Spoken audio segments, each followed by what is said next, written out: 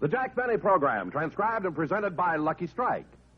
You know, friends, smoking enjoyment is all a matter of taste. And the fact of the matter is... Lucky's taste better. Cleaner, fresher, smoother. Lucky's taste better. Cleaner, fresher, smoother. For Lucky Strike means fine tobacco, richer tasting, fine tobacco. Lucky's taste better. Cleaner, fresher, smoother. Lucky Strike, Lucky Strike. This is Don Wilson. Friends, there's no question you smoke for enjoyment. The enjoyment you get from the taste of a cigarette. Sure, smoking enjoyment is all a matter of taste. And the fact of the matter is, Lucky's taste better. Yes, Lucky's taste better. Cleaner, fresher, smoother. And there are two very good reasons why. First, as everyone in America knows, LSMFT, Lucky Strike means fine tobacco. Light, naturally mild, good-tasting tobacco. Second, Lucky's are made better. They're round, firm, fully packed, so they'll draw freely and smoke evenly. Fine tobacco in a better-made cigarette just naturally adds up to better taste. Remember, smoking enjoyment is all a matter of taste. And the fact of the matter is, Lucky's taste better. So be happy. Go Lucky. Ask for a carton of Lucky Strike and find out for yourself that Lucky's really do taste better. Lucky's taste better. Cleaner, fresher, smoother. Lucky Strike, Lucky Strike.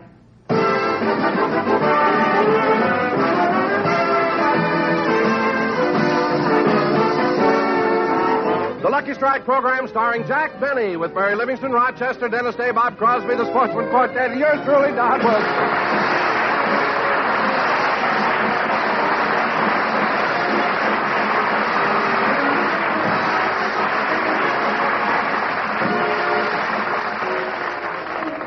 Ladies and gentlemen, today is September 20th, and since tomorrow is the first day of fall, I just barely have time to bring you the last rose of summer, Jack Benny!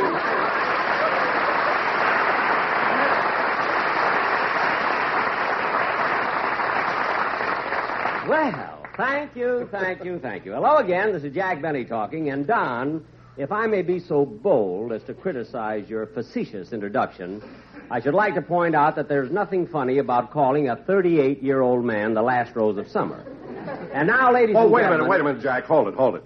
Now, let's get this straight. Did you say you were 38? Yes. And last year you insisted you were 39. That's right. Well, then how can you be 30? Some fool hadn't frightened him, I'd have been 37. Now, let's get on with the program, because we have a very important sketch to do. Did you rehearse your part, Mary? Mary, I'm talking to you. Huh? Oh, I'm sorry, Jack. I was just reading this special delivery letter I got from Mama. Oh, another letter from your mother, huh? Uh-huh. Well, what does the white witch doctor of Plainfield have to say? Oh, wait, and I'll read it to you. Okay. My darling daughter, Mary, I haven't written in a long time, and this letter will contain both good news and bad news. Last week we heard Jack's first radio program of the season. Now for the good news. Papa finally bought us a television set. Well, they've got a television set. Sunday night, we sat and watched Jack's television show. I liked it, but Papa seemed quite bored until Marilyn Monroe appeared. The repairman charged us $11 to get Papa's head out of the screen. God. Now for some news about your sister Babe. Oh, boy, this is the part I like. Babe went to Atlantic City for the bathing beauty contest. No kidding. She entered again this year as Miss Coal Miner. No. I guess they always pick her because she looks so much like John L. Lewis. Poor Babe. She has to pay a hairdresser $10 for her eyebrows alone, you know. No other news, so we're closed now. Your loving mother, Zsa. You know, Mary, sometimes... Oh, hello, Dennis. Hello, ladies and gentlemen. The song I'm going to sing today Wait a minute, Dennis. You just came in. Why are you in such a hurry to sing your song? I've got to rush over to the hospital to have my appendix taken out. Gosh, Wait, Dennis. Didn't you have your appendix taken out last year? Uh-huh. Well, why do you want them to operate again? I joined the Blue Cross and I want to get my money's worth. Oh, look, kid, if you've had your appendix taken out once, you can't have it taken out again. Are you sure? Well, of course I'm sure. Well, can't they open me up and rummage around a little? Oh, stop, and don't argue with me anymore. After all, I know more about appendectomies than you do. At rehearsal, you couldn't even pronounce it. Look, Chiswees, be quiet, will you? Now, let's drop the subject. Oh, what is it, Gertrude?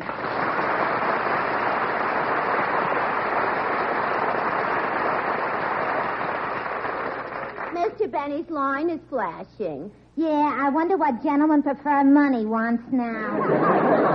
I'll plug in and find out. Yes, Mr. Benny. Yes, sir, I'll climb right away. Oh, gosh, Mabel. Ain't it awful getting back to work after a vacation? Yeah. Say, Gertrude, where did you go this summer? Yeah, no place particular. Once, though, I went deep-sea fishing. It was awful. I was never so insulted in all my life. Well, why? What happened? When we got back to the dock, some smart aleck hung me up by my feet and had his picture taken.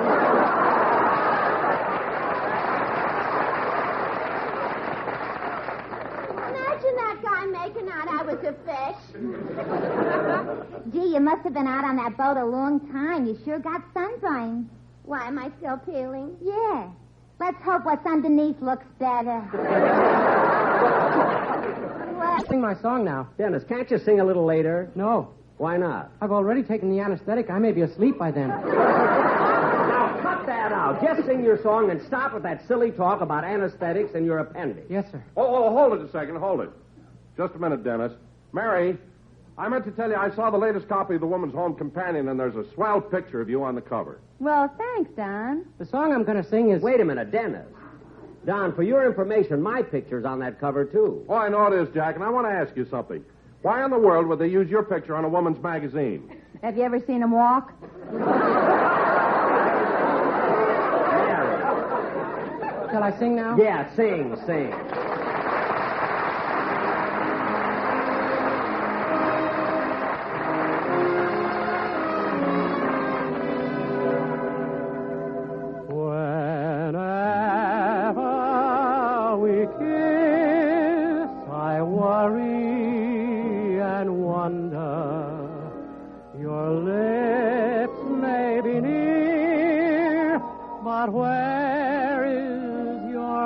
It's a sad thing to realize that you've a heart that never melts. When we kiss, do you close your eyes, pretending that I'm someone else? You must break the spell, this cloud that I'm under.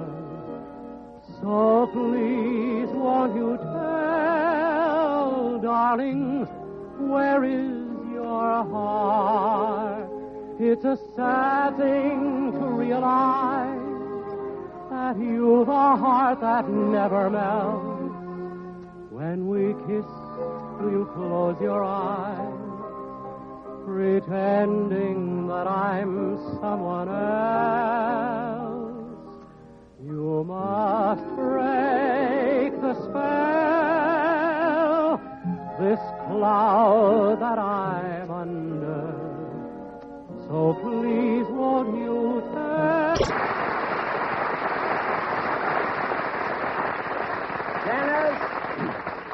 Dennis, that was beautiful. You know, every season I think that your voice is so perfect it can't improve.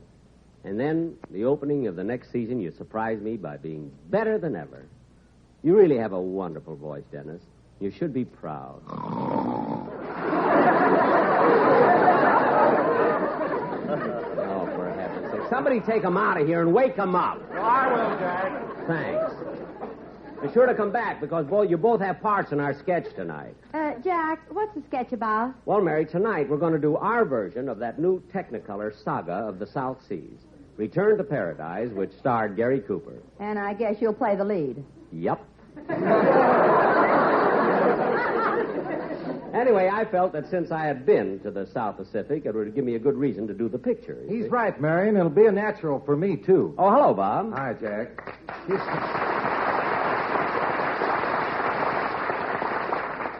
You know, Mary, I was in Hawaii this summer the same time that Jack was. I know, Bob. In fact, the other day I met your wife, and she showed me pictures of you riding a surfboard. Yeah, I really went in for that surfboard in a big way. Gosh, it looks awfully hard. Well, it is, but I practiced balancing myself, and before I left, I was able to go out into the ocean, get on the board, and come all the way into shore standing up. Well, that's more than your musicians can do right here in the studio. Believe me, huh? Now, you look, Jack, I told you last week the boys don't like you always picking on them. Oh, these boys don't? No, and I'm warning you. If you say anything tonight about Remley, he's going to sock you. That's what his psychiatrist told him to do. Wait a minute. Remley is going to a psychiatrist? Why, he goes every day, and he's psychoanalyzed for hours. Just the three of them locked in a room. The three of them? Yeah, the psychiatrist, Frankie, and that little green man on his shoulder. Oh, you mean Clyde. Oh, he's cute. Yeah. Anyway, the psychiatrist explained that there really isn't any little man there. Remley just thinks so because he drinks so much. Well, do you think the psychiatrist will cure him from drinking? Well, he didn't get to Frankie. He's still working on Clyde.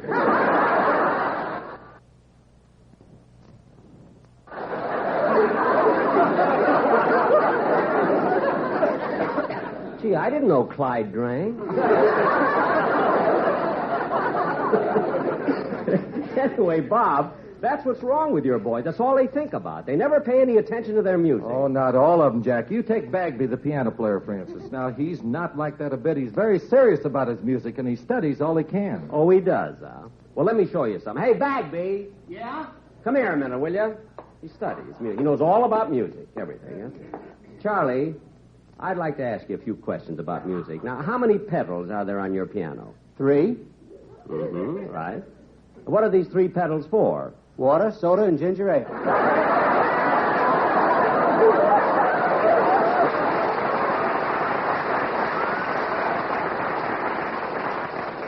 Water, soda, and ginger ale? The electric guitar makes ice cubes. You can sit down again, Bagby. What a bunch of guys. They didn't have this program. They'd all starved to death. Don't you be so sure. Why, a couple of weeks ago, Remley made an appearance on the Ralph Edwards show, This Is Your Life. And they dramatized Remley's life? No, Clyde's.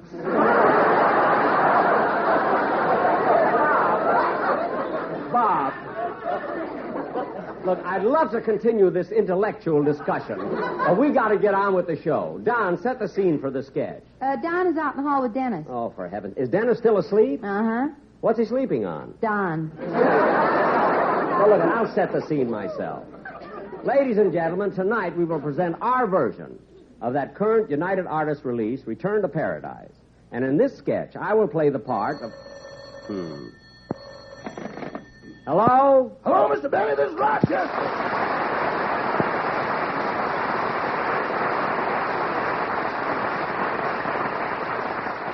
Rochester, I tried to call you back. What did you want? The insurance adjuster was over to see you about that accident in the Maxwell. Oh, yes, that accident to my car. Did he ask you any questions? Yes, sir. First he asked if you were a reckless driver, and I said no. Good. Then he asked if you were on the right side of the street when the accident happened, and I said yes. Uh-huh. Then he asked me if you were exceeding the speed limit. What did you say? Nothing. We both laughed and went on to the next question.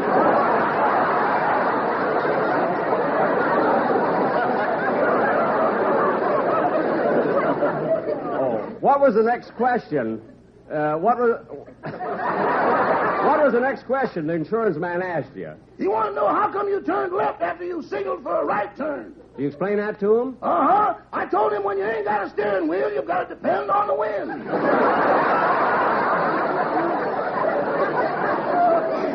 Well, certainly. Did you describe the accident to the adjuster? Yes, sir. I told him that as soon as you started to turn the wrong way, you jammed on your brakes and stopped. And that's when the man hit your car and turned it over. And it was all his fault. That's right. He had no business jaywalking.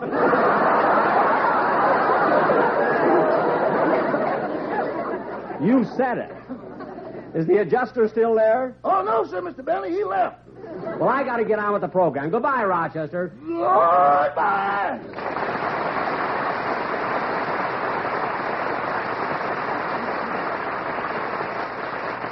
All right, Don, set the scene for our sketch. And now, ladies and gentlemen, we present our version of the Technicolor saga of the South Seas, Return to Paradise.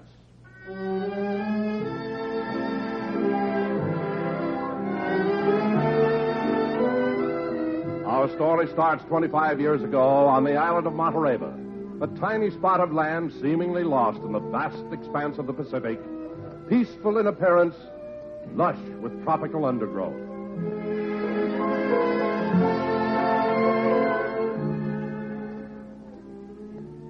My name is Gary Benny. I just landed on the island of Monterey after 14 continuous days of rowing. I was hungry, but that didn't worry me because I knew these tropical islands abounded in papayas. I never could figure out why there were so many papayas, because I never saw any mamayas.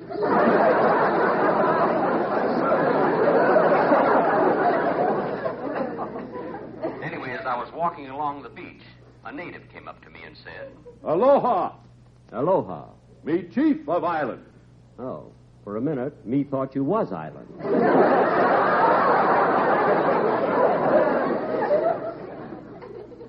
The chief said he would talk to his tribe to see if I could stay. He took me away and put me in a little grass shack.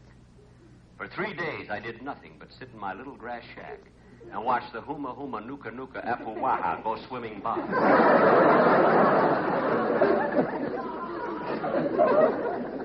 Then they told me I could stay, and in my honor, they would have a feast that night.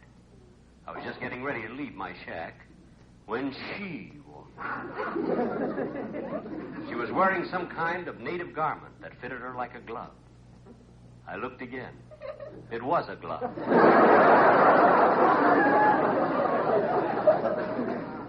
Then she smiled at me and said, Me chief's daughter. Me come to take you to Luau. Good. But tell me, just what is a luau? It is native feast with bananas, berries, pineapple, coconuts, roast pig, steamed fish, and cimarron rolls. God. Then, when everybody is full, we bow and give thanks to Great White Father. Who is Great White Father? Eisenhower. We still on Lend-Lease. As we walked to the luau, she told me her name was Maeva. Maeva was beautiful. Not as beautiful as Sinatra's Ava, but beautiful. After the feast, they passed around a bowl of their native drink from which all the warriors drank. The man sitting next to me handed to me, saying, Here, you drink. What's in it? Okula, Maluna, Opanui. What does that mean in English? Monashevovitz wine.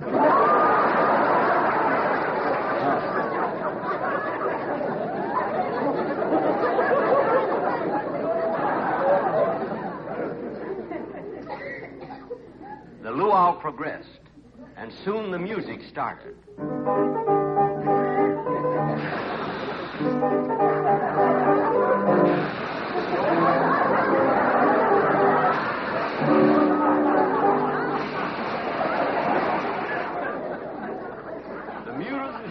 The music was beautiful, and Bagby was playing the piano, using the third pedal. Then 4 warriors came out and sang one of their war chants.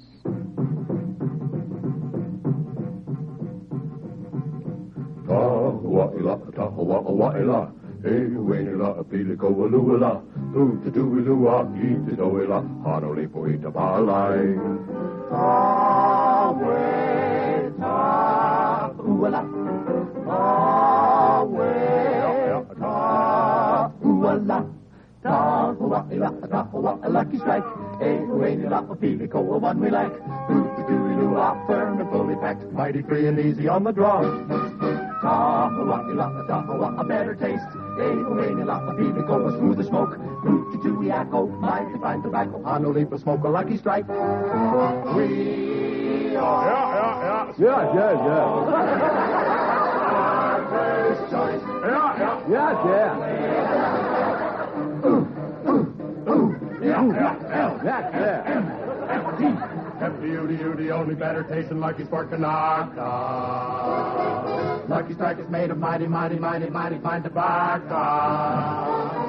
L-S-L-S-L-S-L-S-L-S-M-E-T. Puff the Lucky as you sit beneath the coca tree. With your fishing boy, that's a smoke you will enjoy. L-S-L-S-L-S-M-E-T. Remember Lucky Strike, and as you watch the hula hula, Lucky Strike will always help you keep your cooler. Fresh and clean or too, Lucky is the smoke for you. Be happy and go Lucky Strike. Be happy, go Lucky Strike.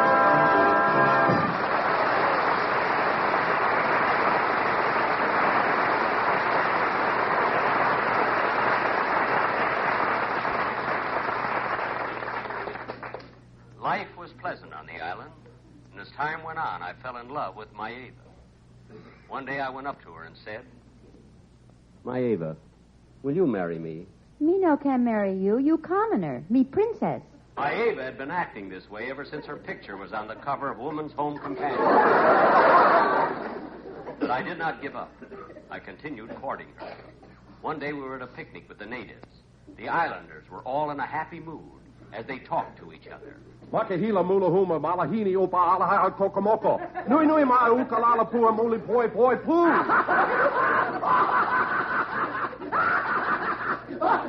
Pango bohora kilani nui aratoya. Apoya apoya nui apoya. Yala hula hula kela hula nui.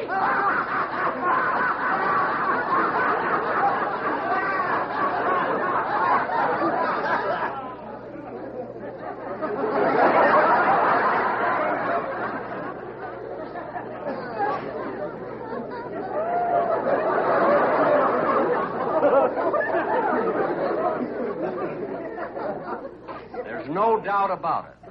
That new Hawaiian writer I hired is terrific.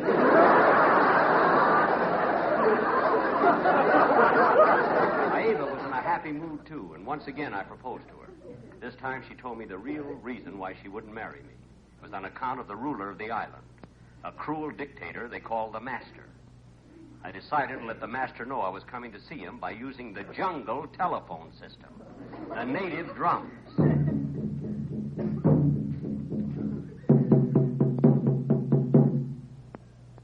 Leilani. What is it, Mahila? Mr. Benny's drum is beating. Yeah, I wonder what the goon of Manakura wants now. I'll answer him and find out. She let the Master know I was coming, and I went to his house. He was a cruel ruler. He never let the natives have any fun. He wouldn't allow the native boys to go with the native girls. I also found out that it was he who wouldn't let the papayas have any mamayas. I entered his house, and when I came face to face with him, I said, Sir, I've come to you not with anger in my heart, but with love. I would like to marry Maeva and live in this beautiful paradise, in some little grass shack nestled under the lush palm trees, cooled by the balmy breezes. Ah, shut up!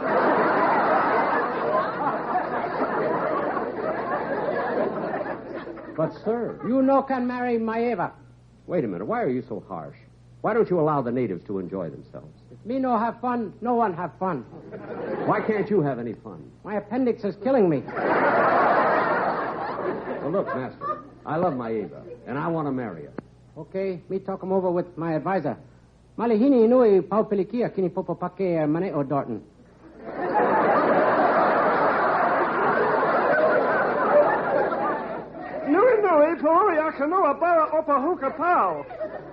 Who's that? Clyde.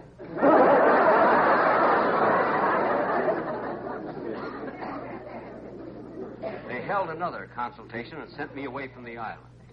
They cast me adrift. As the current began to carry me away, I looked back at the distant shore, and there, standing on the beach, was Maeva. I was many miles away, but I could still see her because she was standing on her 200 copies of the Woman's Home Companion.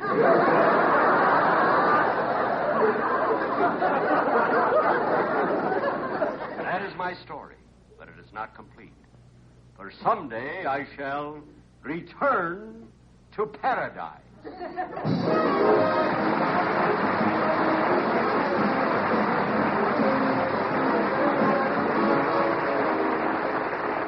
Jack will be back in just a minute, but first, a word to cigarette smokers. Lucky's taste better. Cleaner, fresher, smoother. Lucky's taste better. Cleaner, fresher, smoother. For Lucky Strike means fine tobacco, richer tasting, fine tobacco. Lucky's taste better. Cleaner, fresher, smoother. Lucky Strike, Lucky Strike. This is Don Wilson, friends. There's no doubt about it. Smoking enjoyment is all a matter of taste. And the fact of the matter is, Lucky's taste better. Cleaner, fresher, smoother. Now, freshness is particularly important. For if a cigarette isn't truly fresh, it can't possibly give you the enjoyment it should. That's why every pack of Lucky's is extra tightly sealed, to bring you Lucky's better taste in all its natural freshness. Yes, Lucky's do taste better because, first, LSMFT, Lucky Strike means fine tobacco. Then, two, Lucky's taste better because they're made better. Made round and firm and fully packed to draw freely and smoke evenly. So, friends, smoke the cigarette that has better taste when it's made and then brings you all that better taste in a fresh cigarette. Yes, be happy. Go Lucky. Ask for a carton of Lucky Strike and find out for yourself that Lucky's really do taste better. Be happy, go lucky, get better taste today. Ladies and gentlemen, that concludes my second radio program of the season. We'll be with you again next Sunday night at the same time and every Sunday after that until June 6th. Oh, boy, here it is vacation again. Good night, folks.